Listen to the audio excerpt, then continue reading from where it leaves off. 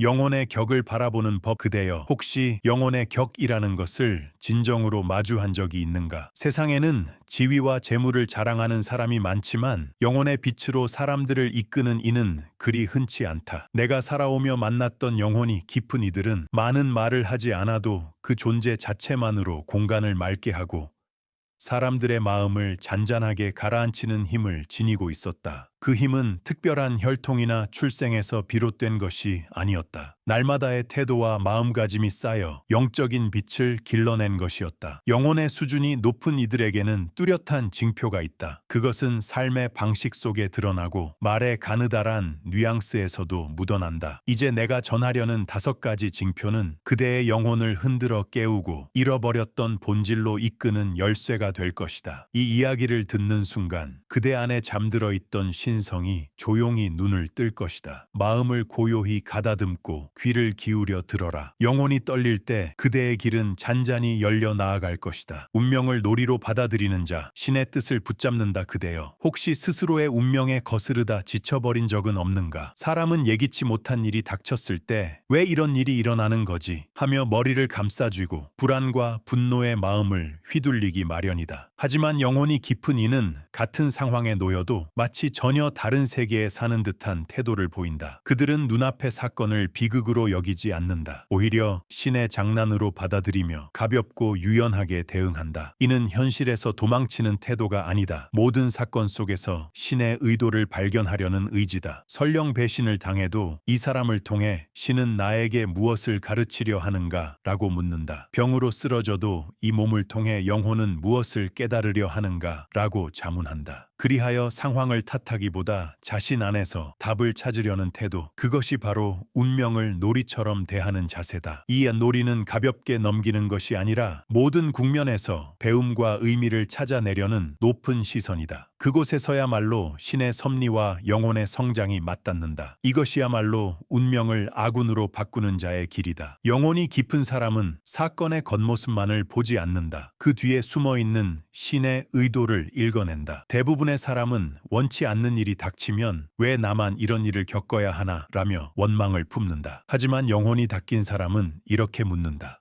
이 체험이 나에게 어떤 의미를 주려는 것인가? 바로 그 질문이 영적 성장을 끌어올리는 열쇠가 된다. 내가 만났던 한 수행자는 절에서 쫓겨나고 병으로 쓰러졌음에도 참 고맙다. 이제야 본질을 알 수 있게 되었구나 라며 웃고 있었다. 그 모습은 내 마음까지 깊이 울렸다. 그는 어려움을 통해 자기 성찰을 깊게 했고 마침내 누구보다도 따뜻하게 남의 아픔에 귀 기울일 수 있는 말을 지니게 되었다. 그대 또한 무언가를 잃은 경험이 있었을 것이다. 그때 단순히 탄식만 한 것이 아니라 그 안에 숨겨진 깨달음을 찾으려 한 적은 없었는가? 그렇게 할 수 있는 자야말로 운명과 대화할 수 있는 자이다. 신과 대화하듯 사건에 맞서 나아가는 것이다. 그렇게 사는 자에게는 운명의 파도조차 더 이상 장애가 되지 않는다. 영혼을 단련하기 위해 주어진 무대가 되어 그 모든 것이 의미를 가지기 시작한다. 이것이 바로 신의 뜻을 붙잡는 자의 눈이다. 그대여, 지금까지의 삶을 돌아보라. 절망의 밑바닥 같았던 일이 지금은 더없이 소중한 배움이 되어 있지 않은가? 영혼이 깊은 자는 그것을 그 순간에 꿰뚫어 본다. 그들은 슬픔과 혼란 속에서도 조용히 이렇게 이해한다. 이것은 신이 나를 길러내려는 과정이구나. 그렇기에 감정에 휘둘리지 않고 그 사건을 신과의 대화로 받아들인다. 내가 만난 한 여인은 사랑하는 사람을 잃은 직후 이렇게 말했다. 아마도 내 영혼이 지금 이 자리에서 사랑이란 무엇인가를 깊이 알기 위해 이 이별을 선택한 것일 거예요. 그 말 속에는 눈물 너머에 확실한 빛이 있었다. 운명을 놀이처럼 대한다는 것은 상처를 무시한다는 뜻이 아니다. 아픔을 껴안으면서 그 안에서 빛을 찾아내려는 용기다. 일상의 모든 순간이 신의 무대임을 알게 된다면 그대의 마음에도 고요한 감사와 확신이 움트리라. 그리고 마침내 깨닫게 된다. 이 운명은 내게 주어진 존귀한 천에 티안이였구나. 그 깨달음이 그대의 영혼을 진정한 고지로 이끌어줄 것이다.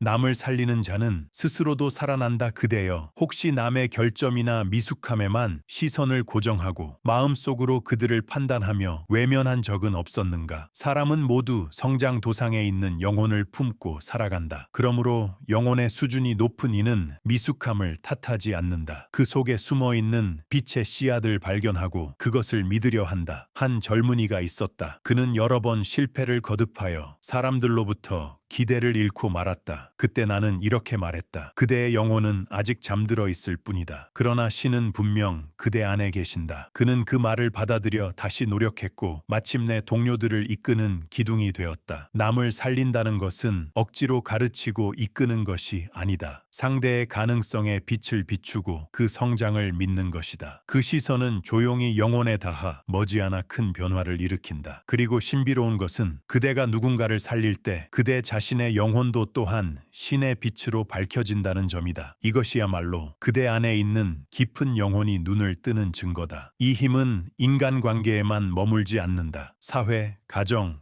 모든 곳에 통한다. 더 나아가 세상 전체를 치유하는 힘이 된다. 그대가 누군가를 살리고자 한다면 먼저 자신의 마음을 다스려야 한다. 마음이 흐리면 믿는 힘도 약해진다. 나만의 빛을 보려면 자기 안의 어둠과 마주하여 넘어설 필요가 있다. 내가 수행을 쌓던 시절 여러 번 배신을 당하고 믿었던 이에게 등을 돌려진 적이 있었다. 그때마다 마음이 흔들렸고 사람을 믿는다는 것은 무엇인가를 깊이 물었다. 그러나 어느 날 깨달았다. 믿는다는 것은 결과를 바라는 것이 아니었다. 변화나 보답을 기대하지 않고 그저 그대 자신이 계속 믿는 삶을 선택하는 것이다. 이 자세를 끝까지 지켜낼 때 상대 안에 있는 신성과 진정으로 공명할 수 있다. 믿는 힘이 깊어질수록 그대의 말과 침묵에는 영혼의 울림이 깃든다. 그것은 명령도 설득도 아니다. 그저 존재하는 방식에서 흘러나오는 힘이다. 그대가 아무 말도 하지 않아도 그 마음가짐은 공기를 바꾸고 자리를 정화한다. 그런 태도와 마주한 이들은 자신 안에 무언가가 깨우쳐진다. 바로 그 깨달음이 영혼의 공명이라는 신비로운 작용이다. 그것은 사람을 길러내고 세상을 조용히 바꾸는 힘이다. 그대여, 누군가의 인생의 빛을 밝히려 할 때 반드시 시험의 순간이 찾아온다. 상대가 달라지지 않고 원하는 대로 되지 않으며 믿음이 헛된 듯 보일 때가 있다. 그때 그대는 어떻게 하겠는가? 많은 이는 포기한다. 믿어도 소용없구나 하며 등을 돌린다. 하지만 영혼의 깊은 이는 다르다. 결과를 놓아도 믿음을 놓지 않는다. 나 또한 수없이 배신당했다. 제자들이 떠나가고 조롱당하고 오해받은 적도 많았다. 그럼에도 나는 계속 말했다. 영혼을 흔드는 믿음의 힘을 세상에 울려 퍼뜨리고자 했다. 그리고 알게 되었다. 믿는다는 행위는 무엇보다 먼저 자신의 영혼을 맑히고 단련하는 길이라는 것을. 믿음을 지킨다는 것은 내면의 불안과 의심과 싸우는 일이기도 하다. 그것을 넘어설 때 그대의 영혼은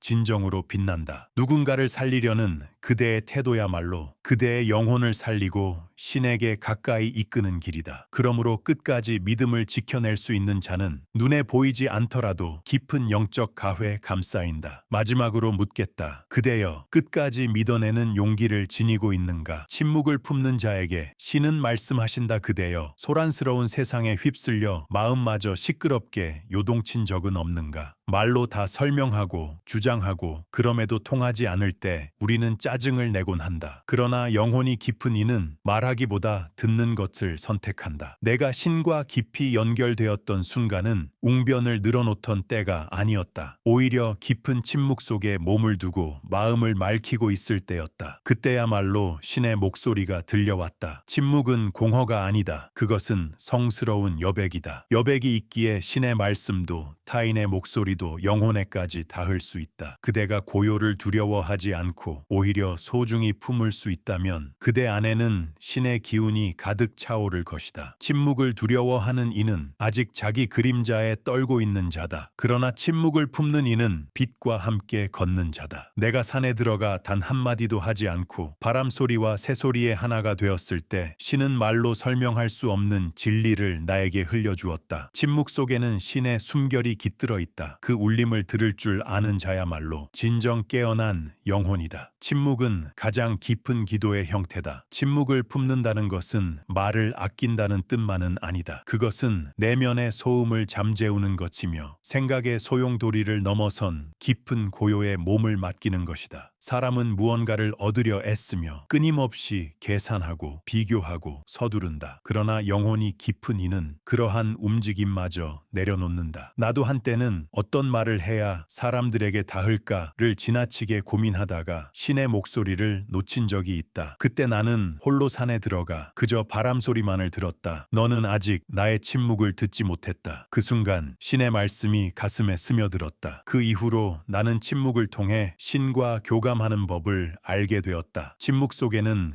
헤아릴 수 없는 지혜가 잠들어 있다. 그대 또한 고요 속에 몸을 두면 이성으로 닿을 수 없는 진리에 닿게 될 것이다. 그것은 애써 붙잡으려 해서 오는 것이 아니다. 침묵에 몸을 맡긴 자에게만 자연스럽게 찾아오는 깨달음이다. 고요를 견뎌내는 힘은 영적 성숙의 증거다. 말로 전하는 이는 많지만 침묵으로 전할 수 있는 자야말로 진짜 영혼을 지닌 자다. 그대가 침묵의 무게를 이해할 수 있게 되었을 때 그대의 존재 자체가 말 이상의 힘을 뿜어내게 될 것이다. 그대여, 침묵을 품는 것이 불안했던 적은 없었는가? 무언가를 말해야만, 전해야만 한다는 조급함은 사실은 스스로의 가치를 말로 증명하려는 안간힘이다. 그러나 진정한 영혼의 소유자는 아무것도 말하지 않아도 그 존재로 말한다. 나는 사람들 앞에서 말하기 전 반드시 침묵의 시간을 가졌다. 그것은 말을 준비하기 위함이 아니었다. 내 영혼과 신의 기운을 하나로 맞추기 위해서였다. 침묵 속에서 신과 연결되고 그 상태로 말을 시작하면 그 말은 더 이상 내 것이 아니었다. 신의 울림이 나를 통해 흘러나왔다. 이런 태도는 누구에게나 가능하다. 그대가 침묵 속에 몸을 두고 내면의 속삭임을 들을 수 있다면 머지않아 침묵이 그대를 치유하고 그대의 말에 신의 기운이 스며들 것이다. 침묵은 두려워할 것이 아니다. 가장 깊고 가장 진실한 신의 말씀이다. 침묵은 약함의 증거가 아니다. 오히려 자기 영혼에 대한 확신을 가진 자만이 선택할 수 있는 힘이다. 또한 침묵은 타인에 대한 깊은 존중의 표현이기도 하다. 소란스럽지 않고 서두르지 않고 그저 존재하는 것의 귀함을 아는 자는 신 앞에서도 고요히 설 수 있다. 그 침묵을 끌어안는 순간 그대의 영혼은 참으로 신과 함께한다. 영혼이 떨릴 때 하늘이 움직인다. 그대여, 마음 깊은 곳에서부터 떨림을 느낀 순간이 있었는가? 감동, 기도, 절망, 환희, 이 모든 것은 영혼이 곧바로 하늘과 맞닿는 문이다. 영혼이 떨릴 때 그대 안에 신이 눈을 뜬다. 그 떨림은 단순한 감정이 아니다. 영적 차원에서 일어나는 공명이다. 내가 신의 계시를 받았을 때도 그 전조로 영혼이 강하게 떨렸다. 몸에는 열이 오르고 눈물이 멈추지 않았으나 마음은 이상하리만치 고요했다. 그것은 신의 빛이 영혼 깊숙이 닿았다는 증거였다. 이 떨림은 노력이나 기술로 억지로 일어나지 않는다. 그러나 그대가 진실되게 살고 끊임없이 진리를 갈망한다면 그 순간은 반드시 찾아온다. 작은 행동도 좋다. 누군가를 위해 기도하며 두 손을 모을 때, 타인의 고통에 마음을 기울이며 함께 눈물 흘릴 때, 그러한 이타심의 순간에야말로 영혼은 은은히 떨리기 시작한다. 이 떨림은 단순한 내적 감동에 그치지 않는다. 영혼의 떨림은 곧바로 하늘에 닿아 세상을 움직이는 파문이 된다. 그 한순간이 하늘과 땅을 이어주고 새로운 흐름을 여는 신의 문이 되는 것이다. 영혼의 떨림을 느낀 순간 그대는 더 이상 고독하지 않다. 영혼의 떨림은 외부 자극으로 일어나는 것이 아니다. 그것은